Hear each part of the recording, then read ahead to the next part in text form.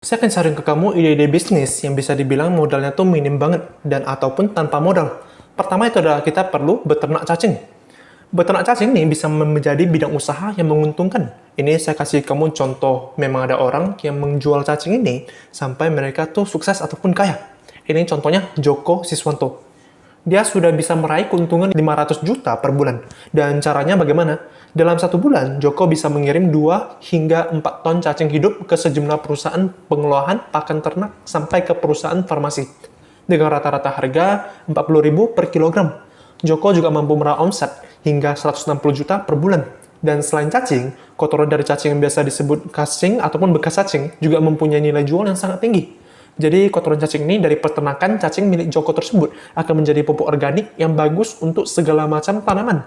Dalam sebulan, dia mengaku bisa mengirim 75 ton casing ke daerah Papua dengan harga 2.300 per kilo, dengan total omset 170 juta per bulan. Dua itu adalah bisnis online.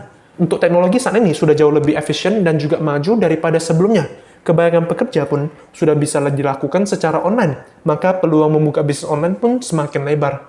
Kita bisa jalankan bisnis online yang tidak membutuhkan modal seperti jasa menulis artikel, SEO writer, admin social media, afiliasi marketplace, influencer, YouTuber, dan bahkan dropshipping. Dan ingat juga, kalau untuk kamu mau melakukan bisnis online, saya sarankan kamu bisa mulai dari dropshipping, setelah kemudian kamu bisa transisi menjadi orang grosieran yang kamu jualan di bisnis online.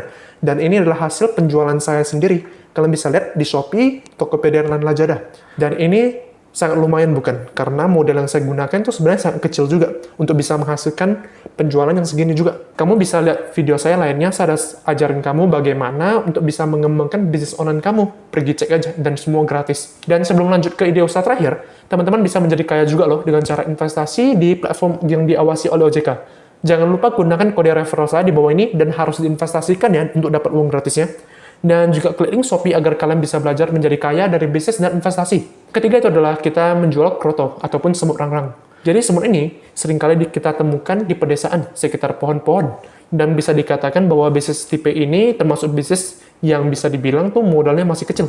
Alasan kroto ini bisa dijadikan usaha adalah karena demand di pasar masih ada. Karena diperlukan untuk makanan burung, ikan hias, ayam, dan bahkan bisa dijual untuk diekspor. Kalau sesuai harga jual pasar, biasanya itu 250 sampai 300 ribu per kilo. Ingat, untuk tipe bisnis ini bisa dibilang tuh kamu mau menggunakan modal yang minim, itu bisa juga kamu pergi koleksi sendiri. Atau kamu mau dengan skala perkembangan yang cepat, kamu terpaksa harus mengeluarkan modal. Untuk apa? Kamu untuk membuat koloni dan menyediakan ruangan mereka. Dan biasanya itu tergantung kamu mau mulainya dari tanpa modal, mungkin perkembangannya bisa dibilang tuh agak lambat.